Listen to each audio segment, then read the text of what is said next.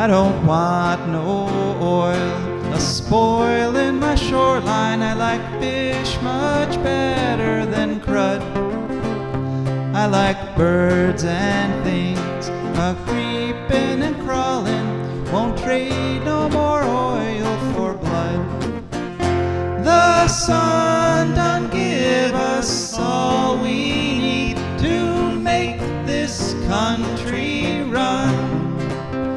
But that black demon oil's got us fussing and fighting, and I do believe it's time we was done.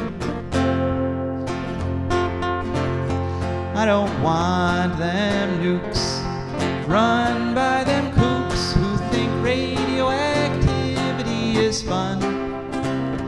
No more three-headed frogs or kids with leukemia. Nuclear power ain't fit for a dog. The sun done give us all we need to make this country run. But that nuclear power's got us fussing and fighting, and I do believe it's time we was done. No nukes! Good morning, Toledo, and good afternoon, Columbus, and good evening, Bowling Green, and hello to everyone on the internet, wherever and whenever you are. My name is Joe DeMare, and I'm here with my incredibly intelligent co-host, Rebecca Wood. Yes, together Rebecca and I are going to be crafting a beautiful hour of radio called For a Green Future. I used to be smart. It's all very flowers for Algernon. Right, which, if you know that story, you can appreciate how, actually smart my co-host is.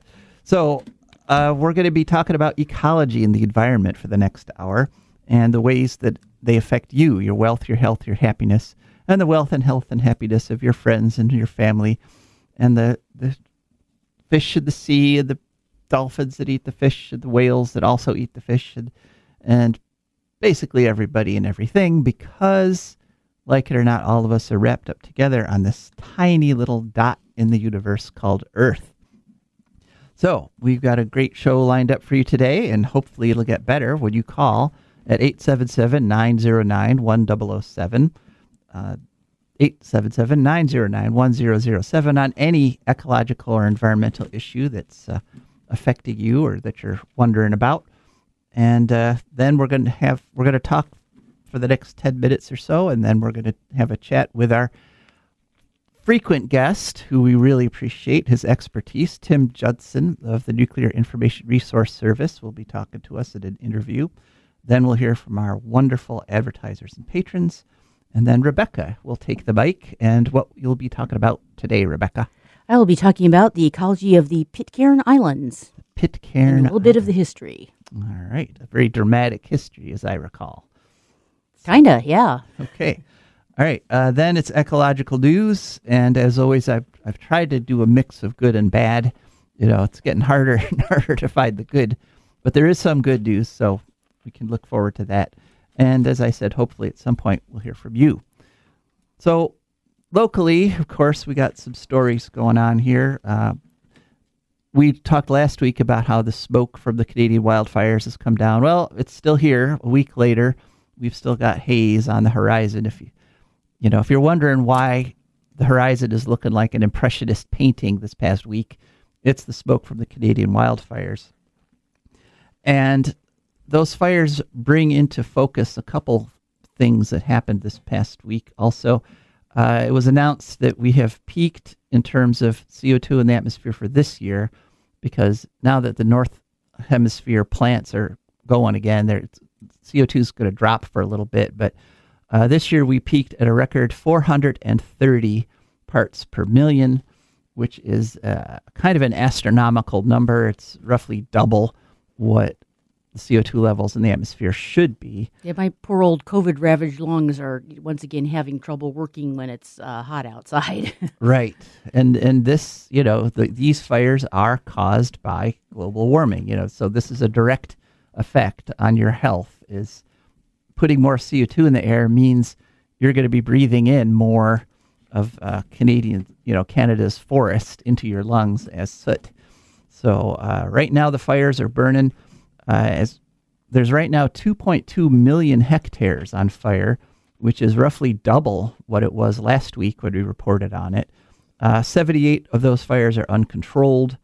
And there was an article in the Toronto Star. It turns out that a lot of these fires have never stopped. That a lot of these fires that are burning now actually started back in 2023. Oh, dear Lord. So Yes. they just kind of sort of discouraged them a little. And now they're oh boy. So it's like a tire fire. Yeah, it's exactly like a tire fire. Oh, God. Yeah, what's happening is that the fire is basically spending the winters underground. Oh, it kind of spiffy. goes down into the roots and all that amazing humus and all the carbon that's under the surface. Boy. And then as soon as the snow melts, it pops back up again. Oh, my God. And so a lot of this fire has been burning for 2 years. And so and the reason, of course, it can pop back up again is that they've had up in the north, they've had a lot of high heat and very little rain compared to historical levels. So they've got drought and heat waves. And what's happening up there in Manitoba right now, they're evacuating tens of thousands of people. And it actually has gotten so bad that Alberta, which is one of the neighboring provinces that's not burning, mostly right now it's Saskatchewan and Manitoba, there's a city in Alberta called High Level, and they just passed a law. They've said they're not taking any more refugees from Manitoba and Saskatchewan because their town is being overrun by thousands of people fleeing flames. And so it's a very volatile situation up there. And, just once again reminds us that there's direct consequences of continuing to put carbon in the air. Remember my joke about the three major routes out of Manitoba? Yes, I do. Yeah, You can tell it again. marriage, crop failure, and the arts. Right. And now also fire evacuation. Yes. There's four. Right. That's and now the fire evacuation is actually the main way now, the biggest way to get out. Don't ask me the major routes out of Ohio. If I knew, I'd already be gone. Well, I don't know. yeah, Maybe not. I- Toledo has a real kind of, hey kids, let's put on a show spirit when you get used to it. Yeah. I think, like me, you've come to love Ohio with all its blemishes. It's still, it's a cool state. It has a lot of potential, Ohio. It does. It does. Could really be the place where we sort of turn everything around, in large part because we're heading in the wrong direction the fastest, right? So if we manage to turn Ohio around, we can kind of turn like everything around. There's a little funky pockets of creativity that people don't know about going on. That we do interesting things in between worshiping our cows. Yeah. So, all right. So that's sort of an update, and I wanted to mention Greta Thunberg. Okay, arguably the most recognizable, the biggest climate activist in the world, just because she was the darling of the U.S. press for the global press for a long time. Greta Thunberg right now is on her way to the Middle East because she has decided to throw in to help the Palestinian people who are being bombed out down there, which is a great humanitarian thing. But I kind of feel like this is not the time to change the focus of the premier environmental, premier climate activists of the world, because we just passed the 430 parts per billion mark, and that's kind of what I feel was the most important thing to talk about right now, because that crisis, the global warming crisis, is underlying all these other crises. Which sounds sort of heartless, like, we can't afford to worry about these millions of people who are dying. Well, the problem is that the numbers of the people we're trying to save with global warming, with fighting that, are in the billions. Yeah, these Canadians who had to leave their homes, those are just some of the first wave of people who are going to be hurt by all this climate. I mean, I could certainly understand her doing this because it is a terrible situation down there with literally billions of people being, having their homes destroyed, having their lives upturned, many of them losing their entire families. It is a terrible humanitarian crisis, but it's just, one of more and many more that are lined up if we keep on this suicidal path. Of course, they always suck me back in with the whole, well, what are you going to tell your grandchildren you did during the genocide thing? Yeah. So there's that. There Also, is. as I was pointing out to Joe, on a practical level, the Greta Thunberg standing up for the environment isn't really news anymore. Greta Thunberg risking her life and people trying to assassinate her is news. That's a good point. Yeah. And so maybe she's bringing the climate attention along with her as she's facing this terrible issue of the day. So there's that argument to be made. I don't know. What do you think? 877-909-1007. What do you think of this latest turn in the saga of Greta Thunberg? Okay, so anyway, we all know there's a crisis, of global warming, and we're those of us who believe in science as opposed to believe in, quote unquote hot air for politicians. We're doing what we can. But one thing that we know is a false solution to the global climate crisis is nuclear power. If you're a regular listener to the show, we've covered this in depth. It's too slow, it's too dangerous, it's too expensive. It's not the way out of this climate crisis. Wind and solar and storage are. But you wouldn't know it to look at the executive orders that are coming up from the White House right now. And this past week before last, Trump issued a whole bunch of executive orders regarding nuclear power. And so we got on the phone to our friend Tim Judson because he's looked them over. So let's go to our interview with Tim Judson and take a look at those Trump executive orders. All right. Hello and welcome to For a Green Future. Could you please share with us your name and who you're with? Sure. Hi, Joe. My name is Tim Judson, and I'm the Executive Director of the Nuclear Information and Resource Service. Welcome back to the show. So there have been quite a few developments lately, not the least of which are these executive orders that President Trump has written in regards to nuclear power. So you've had a chance to look them over. What sort of things are you seeing? Well, I mean, there's a lot there. It is a pretty sweeping set of executive orders, all in a certain way geared towards, this sort of fantasy of reviving the nuclear energy industry. The top line of, that sort of undergirds all of it is that he's setting a goal for expanding nuclear energy, even more than what President Biden had proposed. President Biden had set a goal about a year and a half ago of tripling the amount of nuclear energy in the country by 2050. And Trump's executive order set a goal of quadrupling it by 2050. 400,000 megawatts of nuclear power in the US in the next 25 years. And then everything else around that, beginning consolidated interim storage of nuclear waste, reprocessing nuclear waste, initiating or expanding uranium mining in the U.S., uranium enrichment in the U.S., essentially the whole sort of fuel infrastructure enterprise that would be needed, to go along with expanding nuclear energy. And then also bringing in the Department of Defense and the Department of Energy to essentially be the drivers or initiators of this expansion of nuclear construction. And then at the same time, basically eviscerating the Nuclear Regulatory Commission and slashing its staff and basically subjecting its whole enterprise to the political whims of the White House. That's really alarming in what this does, because I'm not sure, once this government implements these policies, how we're going to ever, or how quickly we're ever going to be able to recover from it. Is essentially gutting radiation safety standards and nuclear safety standards. This one of these executive orders proclaims that the settled science on radiation, that in which we've understood that radiation is fundamentally dangerous to human health, that's flawed science, and orders the Nuclear Regulatory Commission to abandon its approach to regulating radiation standards in the US.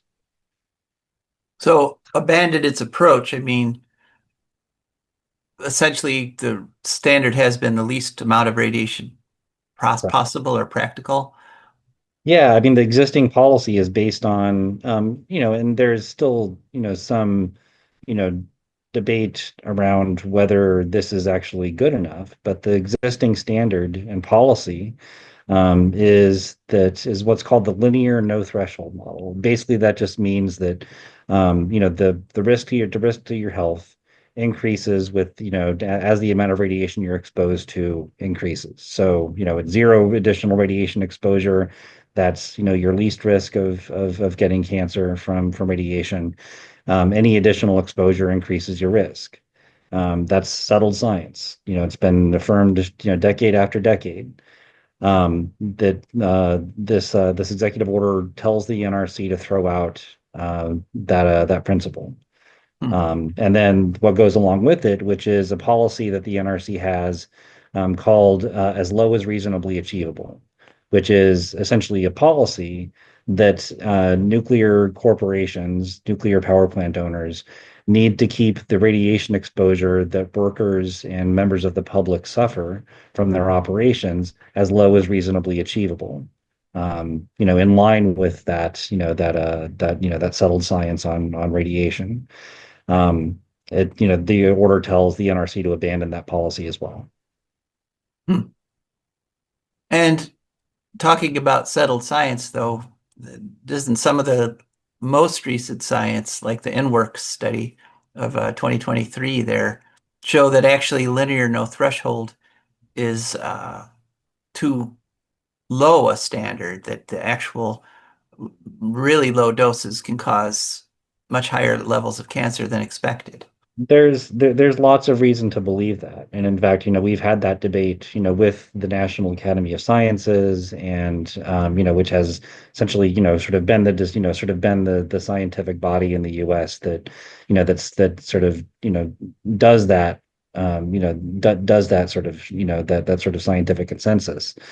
Linear no threshold is a compromise between, what those of us who deal with, who work, and live in frontline communities where we see the actual effects of radiation, and understand that there's widespread illness, in nuclear fuel chain communities all across the country.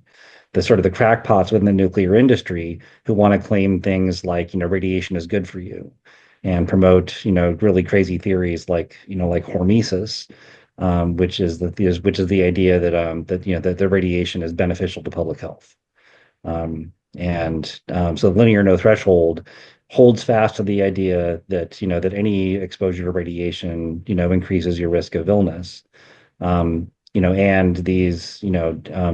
essentially the political pressure from the industry to do basically what the Trump administration has just done.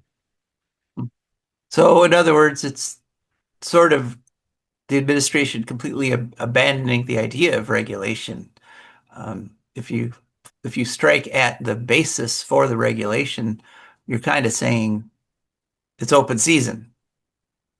Yeah, I mean and they're fairly explicit about that. In fact, what they say in this executive order is that in addition to, while slashing all of this staff at the Nuclear Regulatory Commission, that they should prioritize allocating staff to essentially approving licenses for new reactors and license extensions for existing reactors and those sort of things, basically implying that they should take inspectors and regulatory staff away from actually inspecting nuclear power plants and and enforcing the regulations, and trying to make sure that reactors are operating in compliance with the regulations. So, Prioritizing public health and safety, essentially. so get rid of the magnifying glass and just buy a bigger rubber stamp. Exactly. Hmm. So you mentioned frontline communities, places in the country where high levels of radiation are creating health crises. We've been reporting quite a bit out here in Ohio, of course, on Piketon and down there in southeastern Ohio. But Yeah. could you just sort of list off some others, just kind of give our listeners kind of an idea of this is actually a fairly large problem, widespread problem around the country? Sure. Well, we have, over 70 commercial nuclear power plant sites around the country with 94 reactors currently operating, more than 130 that were built and operated, over the last 60 years, 70 years. Then but yes, and that's just really the tip of the iceberg. We have over 15,000 abandoned uranium mines in this country. There's places where uranium was dug out of the ground, and then those sites were abandoned without ever being cleaned up. We have uranium mill tailing sites, in the dozens of those.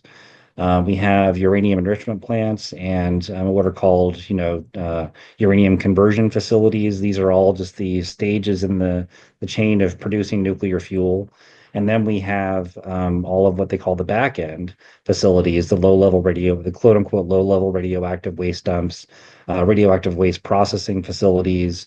And then you have, industries like these sort of textile laundries that launder, contaminated uniforms from workers at nuclear power plants.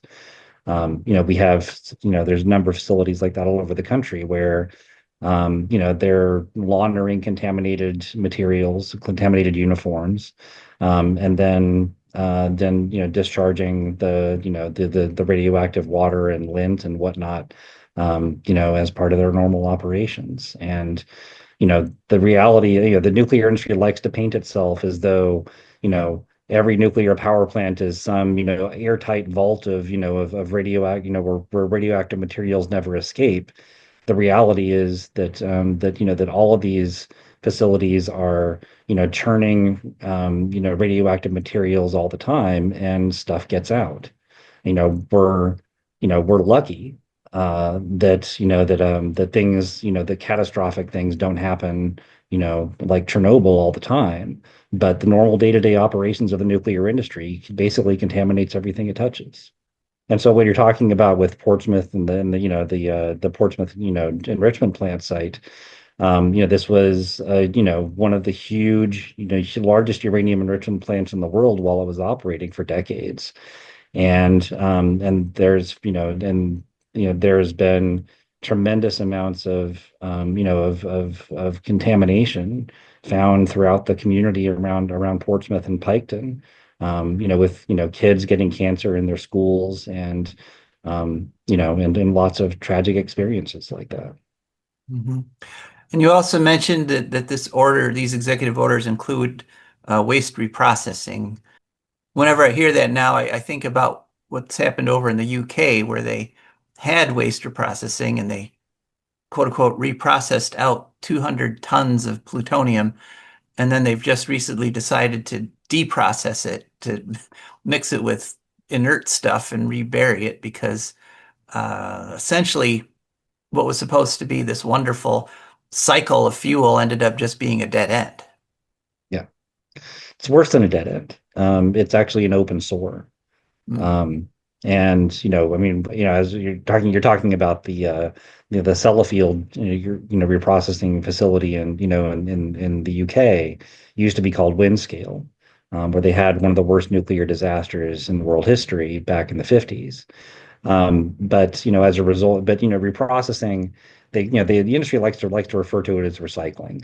It's anything but it's not, it's not what you think of when you start setting out your plastics on the side of the curb, to be reprocessed and used.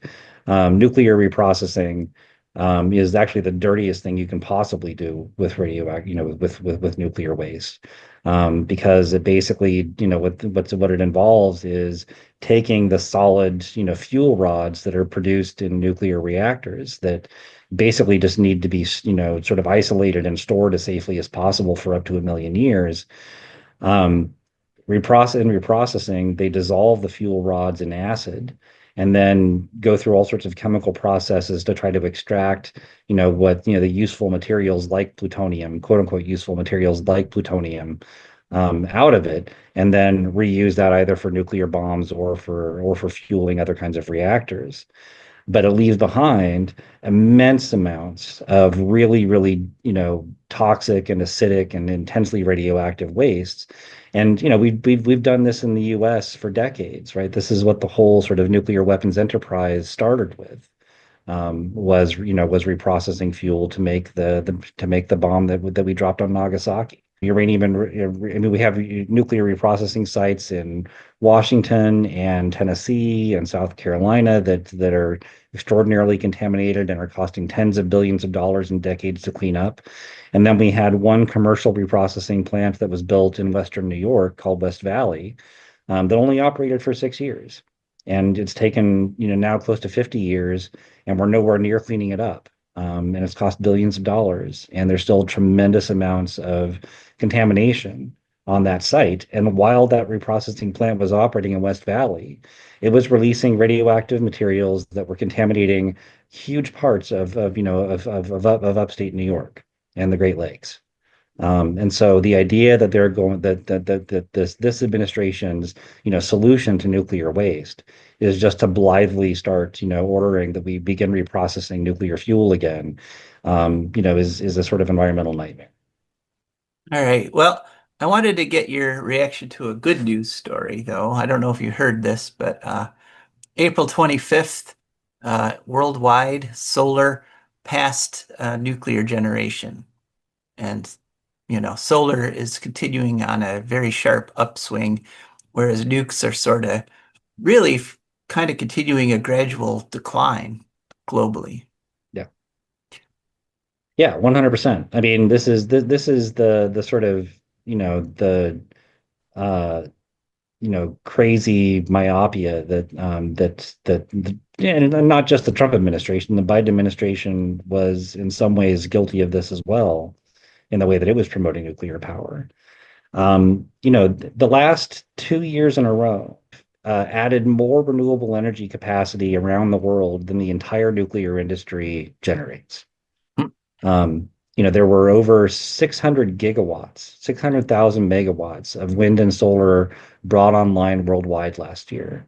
There's only 380 megawatts, 380,000 megawatts of nuclear power worldwide. And the year before it was close to 500 gigawatts of wind and solar that were brought on.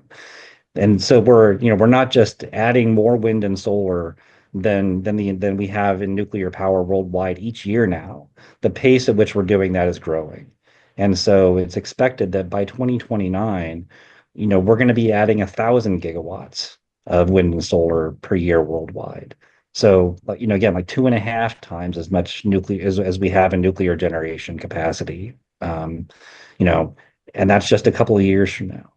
So the reality is that the wind and solar are already proving that they're far more successful and able to meet our energy needs than nuclear energy has ever been. But they're doing it more affordably.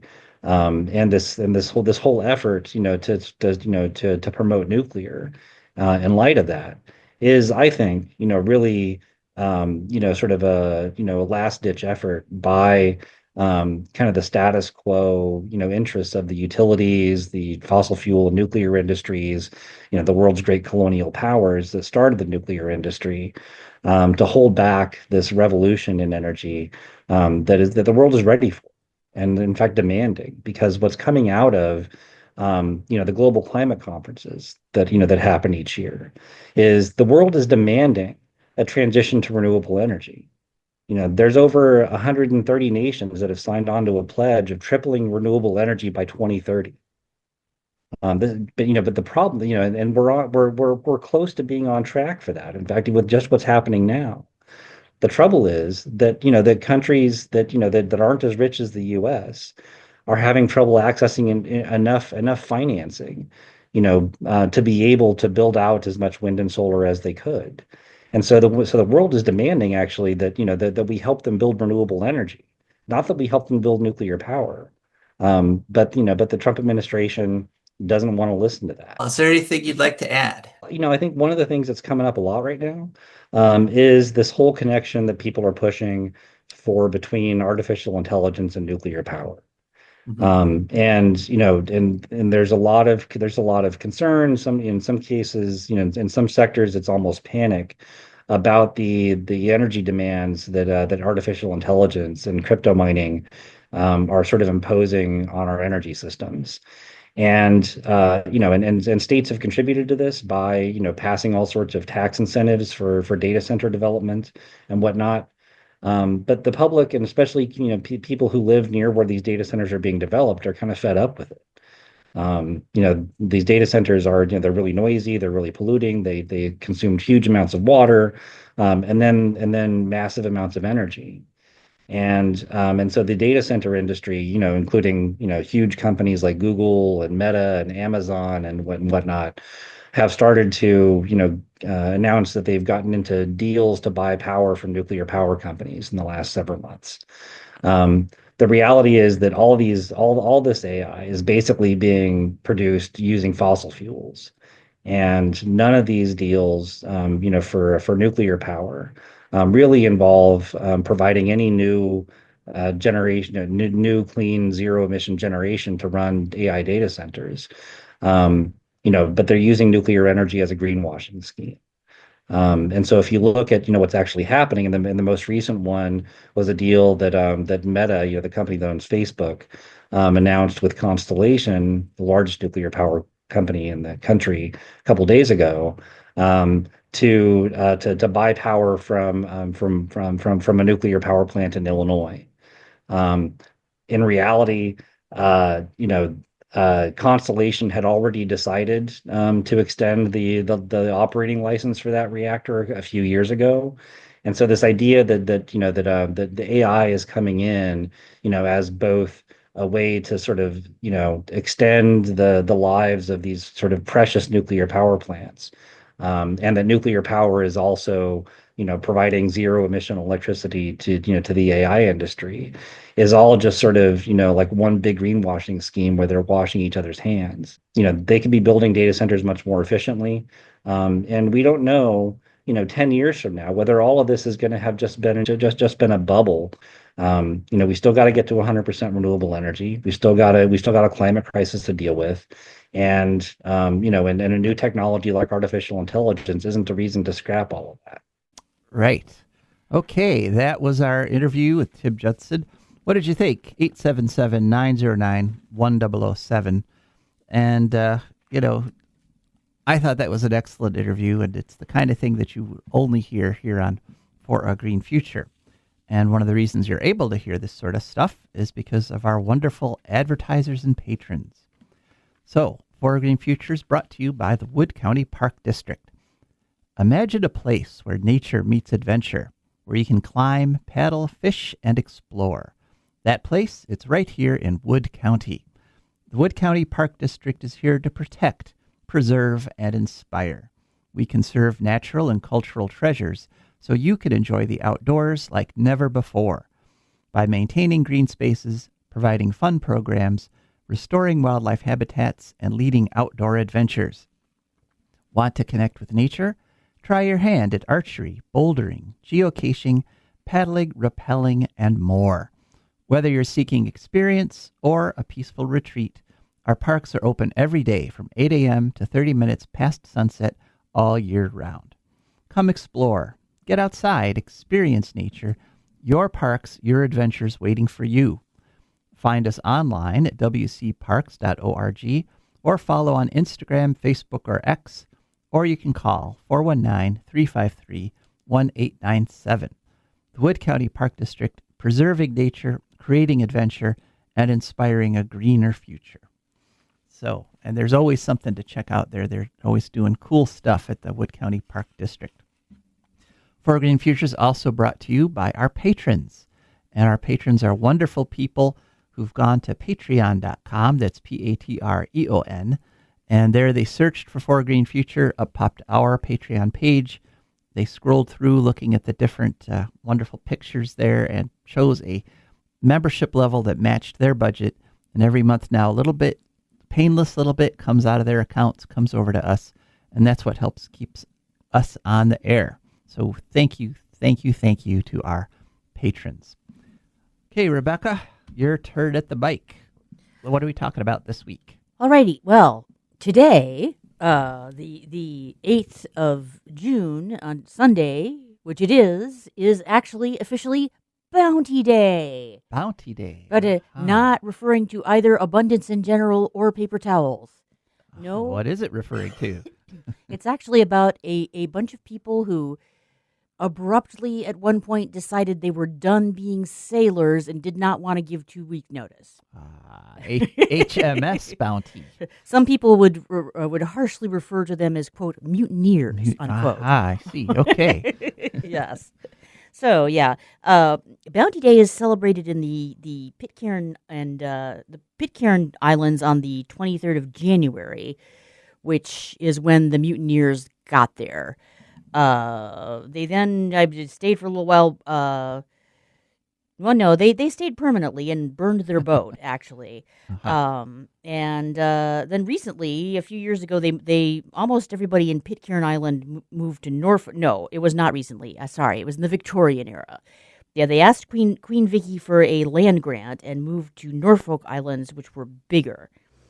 And so, yeah, that's the Norfolk Bounty Day in Norfolk Islands is today because that is the day that the descendants of the mutineers arrived. So basically, everybody, pretty much 100% of all people from the Pitcairn Islands are in fact descended from these mutineers. Mm-hmm. There was, I think, like 5 of them. So there's like 5 last names that everybody in the island has. So there were some native Polynesians, I think, living there before they came. So, right, yeah. because they did not have co-ed crews at that time. They did not, no. So the HMS Bounty mutiny happened in 1790, was the burning of the ship. And they still burn models of the boat for the festival every year. Detailed models, yes. It does actually sound kind of fun. So, yeah, the Pitcairn Islands are a British overseas territory with 4 volcanic islands in the southern Pacific Ocean. It's part technically of the continent of Oceania. There's been a huge population decline ever since World War II from migration to New Zealand because there's just not that much going on in the Norfolk Islands or the Pitcairn Islands. I think it's a little sort of backyard farming and then catching fish, and that's about it. And you're not even allowed to catch fish around Pitcairn Island. You have to go out to offshore, what's officially offshore, however far that is, I think, because it's I wrote down further on what it is. So yeah, it's not really a crowded happening sort of place. It reminds me a little of Six Lakes, Michigan, where my dad's from. There's a general store, post office, and a government treasury, Medicaid center, and a courthouse. So, yeah, not much nightlife, not a lot of day life, for that matter. The ecology is incredibly unique and diverse on Pitcairn anyway, probably some on Norfolk too. It's got native and non-native species. There's like several unique animals, unique fish, and so forth. Birds that are endemic there, that are from there and still are living there. There's water from the wildlife in the land and the water. Basically, the ecological type is it's a tropical rainforest environment. Its importance to world ecology in general, I think, is that it's a remote location. So it's an incredibly pristine marine habitat for starters. They're a marine protected area, that's what it is, and a no-take zone. So you can't hunt fish from there. Hunting fish is called fishing sometimes. But yeah, it's viewed as globally significant for that reason.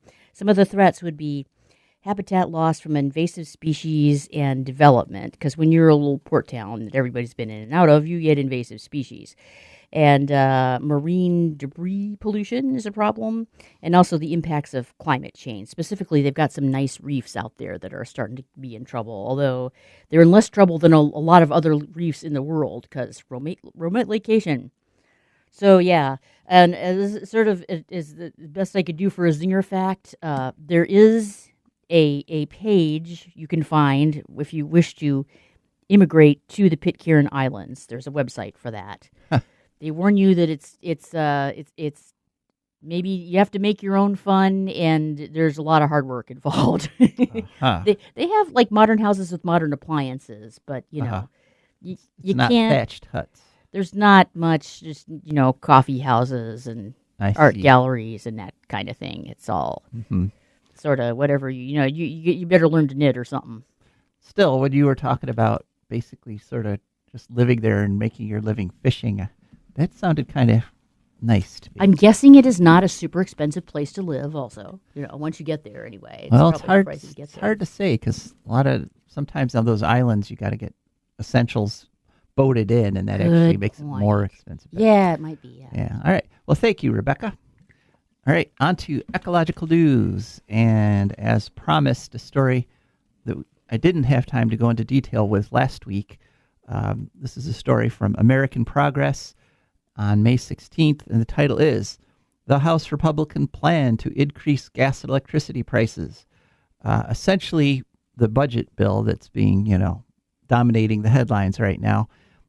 By ending all the clean energy investments, like getting rid of the tax credit for buying an EV, will increase electric rates and raise gas prices.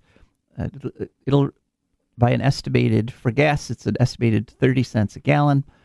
And for electric, it's going to add $70 to $110 a month to people's electric bills, basically because the wind and solar power, which now lose all their tax credits, while the nukes and the coal and the fossil fuels keep their tax credits. So this whole, the government shouldn't be subsidizing anything. Well, yes, bring it on. Get rid of all the subsidies, and you'll see wind and solar explode. Yeah. But if you just subsidize the fossil fuels and the nuclear, and you don't subsidize the wind and the solar, it really distorts the market and messes stuff up. So what's been happening, though, is increasing demand for EVs actually has resulted in reduced demand for gas, which has driven down the price. So that, you may have noticed that prices have sort of peaked and sort of come down lately. Electric vehicles are as much or more responsible for that as any sort of policy that the government has. So unfortunately, by eliminating the subsidies for wind and solar while keeping them for fossil and nukes, will probably result in about 2/3 of the planned wind and solar projects in the country being canceled. This will cause coal and gas to increase. And so since coal and gas are more expensive than wind and solar, your electric bills will be going up. This was a study done by the Rhodium Group, and they point out that there's all sorts of other ancillary increases in expense for that because, for example, having an internal combustion car, you pay twice as much for maintenance as you do for a gas car, because gas cars have 2,000 moving parts. Electric cars have about 20, and so there's a lot more chance for things to just break down. And I can attest to that with my plug-in hybrid van, which, by the way, right now it's at 83 miles per gallon because I haven't had to get gas for a month now. And you're welcome, because I helped bring down your gas prices with my EV. But I've only had one repair in 136,000 miles. I still have the original brake pads. It's cheaper to have an EV. And by forcing everybody to continue to have internal combustion engines, you're actually burdening them with double the maintenance costs. So bad policy all around. Next story. And this is a very local to Toledo story. 13 Action News, a story on May 30th. Libby Glass has lost a $45 million grant that was awarded to it by the Department of Energy because what it was doing was helping Libby replace inefficient glass furnaces with much more efficient glass furnaces, which was going to save a ton of energy and make glass cheaper. And the Department of Energy has now said, saving energy is not something America does anymore. So we're going to cancel all these awards, even though this one was announced way back in April of 2024. And so the company had planned on it. It's a $45 million grant. And I used to work in the glass industry, and I can tell you, replacing the glass furnace is an incredibly difficult procedure, and the company has to put tons of time and effort and planning into doing it because glass furnaces need to run continuously. And so shutting the line down and switching over to another furnace is a Wait a incredibly minute. Did you say glass furnace? glass furnace. Yeah, furnaces Okay. that make glass. I'm sorry. Yeah, not a furnace made from glass. Yeah, I was Yeah. picturing that. And I No. was like, Well, actually, I'm although not it's sure made that from sounds great. a lot of it's made from silicon dioxide, which is Okay. chemically the same thing, but it's Right. a different form. But what has been said, Libby is saying basically that this could have been the centerpiece for a manufacturing return, which is what the Trump administration claims it wants. But canceling this grant means it's not going to happen. We're going to continue to get more expensive glass from overseas. Yeah, that's probably about my neighborhood too, because I live in 5 Points. Yeah, and And, glass is a incredibly ecologically sound kind of container. You can recycle it easily. Yep. It's cheap, it's easy, and so canceling those grants, which were already awarded, is stupid. It's very bad policy. It's going to hurt Yep. Toledo directly because those people may lose their jobs now who work at the Libby glass plant because Yep. they're going to try to compete globally with outdated furnaces that use too much energy. So To show you how important that is, how much the culture is involved with that, there's a thing, especially on the east side and other places in Toledo, where you see giant, sort of amorphous, wrinkled up balls of glass in people's garden. yeah, Like a variant on the witch ball, traditional Yeah. witch ball in New England. Only it's what it is it's Libby glass. Glass from the Libby owns Ford plant that it's windshield glass that didn't turn out right, so they just rolled it down the hill into this ravine, and people came along, especially people who worked at the plant, and waited for it to cool off and brought it home as a garden ornament. yeah, they look cool. That's Now how all much those of a people glass have to time we buy, are. Right. Yeah, yes. garden ornaments. So yeah, okay. All right. So, but we're going to counter that bad news with a little bit of good news. This is a story on Ember's website, which is a UK think tank, and solar passes nuclear. This was actually, they released this as a post on X on May 21st.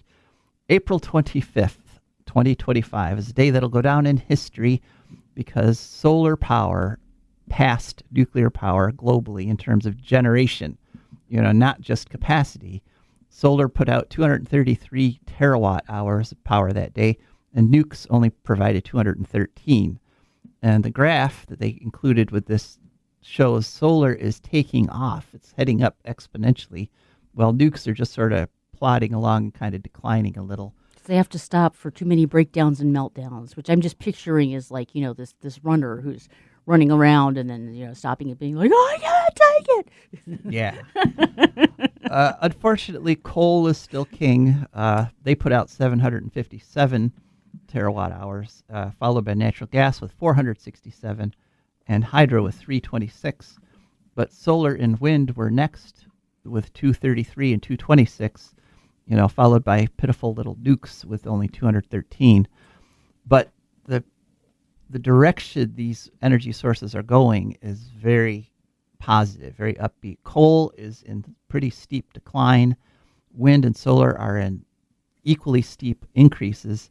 And as I said, nukes are just sort of fading away. So let's hope that continues.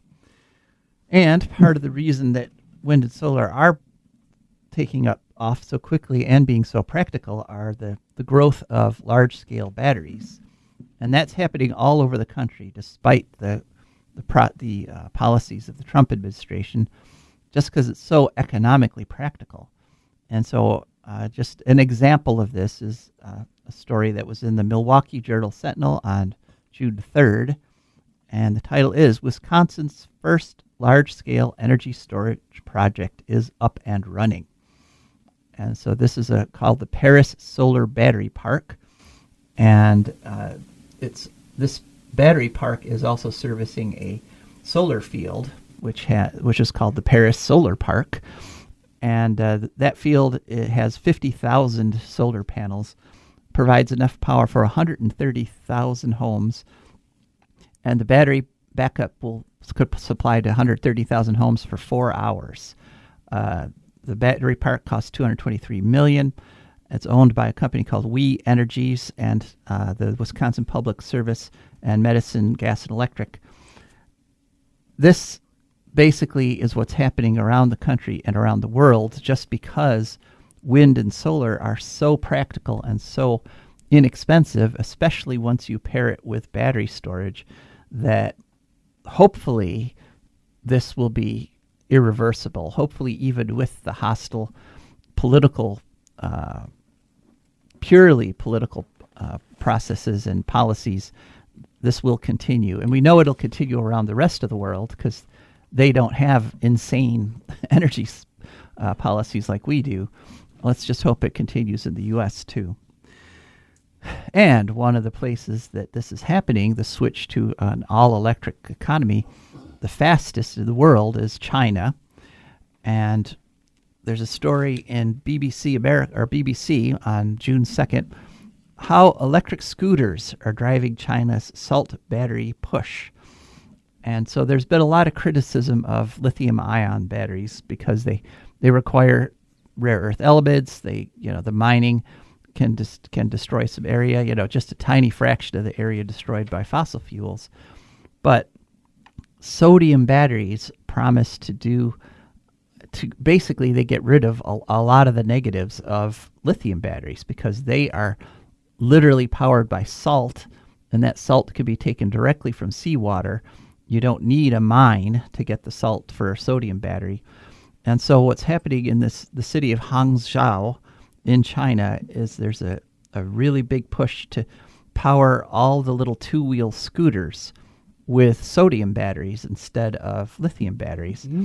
And a lot of advantages. One, it's just a 20-minute charge from 0 to full.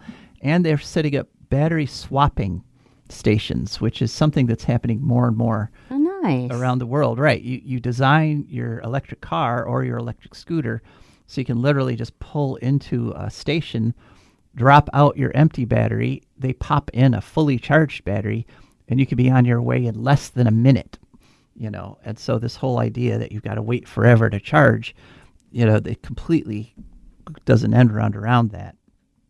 So the advantages of sodium batteries are that they're cheaper. You don't need rare earth things. The disadvantages, they don't have quite the energy density of a lithium battery yet, but for an application like electric scooters, which don't need much power in the first place, you can get a lot of miles off a sodium battery, more than enough to make it economically feasible. And the two-wheelers are replacing, these little electric scooters globally are replacing cars at a really accelerating rate, because a lot of people, especially people who live in cities, and most humans at this point in history live in cities, are finding they don't need a huge, big car with 4 wheels and all that. A little electric scooter is just fine for getting around. And so, good on you, China, Hangzhou, China. Show us how it's done.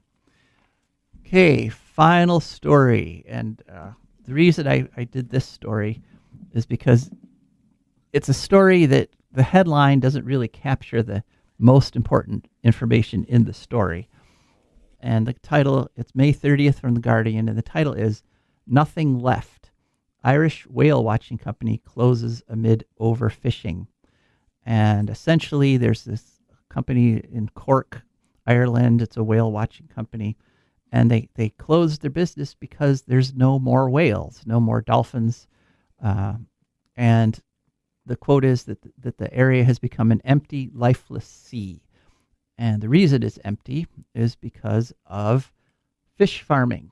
Okay, so that actually is the most important aspect of this story that you have to kind of deduce from reading it.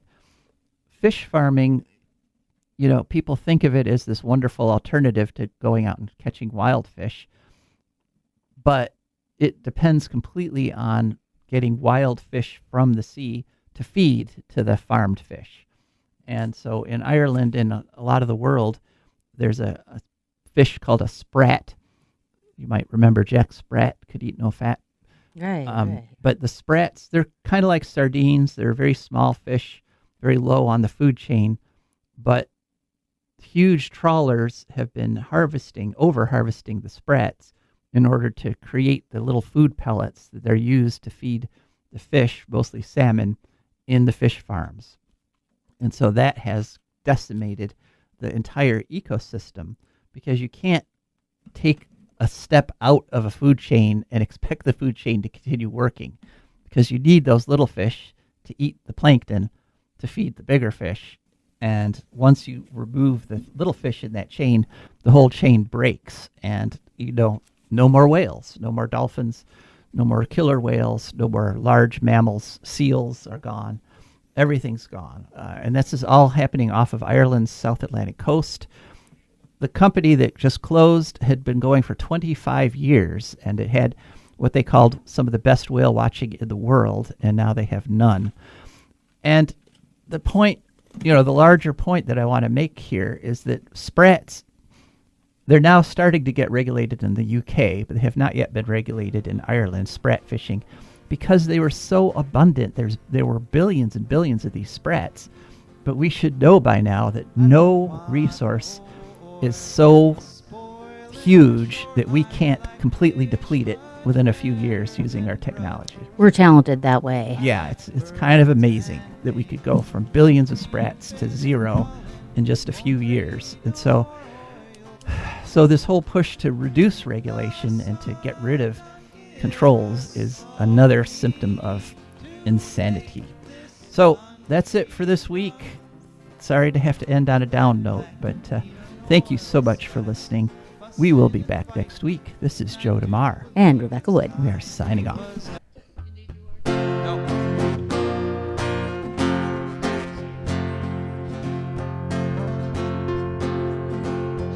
I don't want no oil, a spoil in my shoreline. I like fish much better than crud.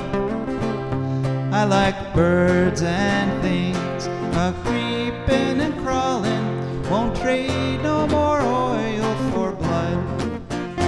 The sun done give us all we need to make this country run. But that black demon oil's got us fussing and fighting, and I do believe it's time we was done. I don't want them nukes run by them kooks who think radioactivity is fun. No more three-headed frogs or kids with leukemia. Nuclear power ain't fit for a dog. The sun done give us all we need to make this country run. But that nuclear power's got us fussing and fighting, and I do believe it's time we was done. No nukes!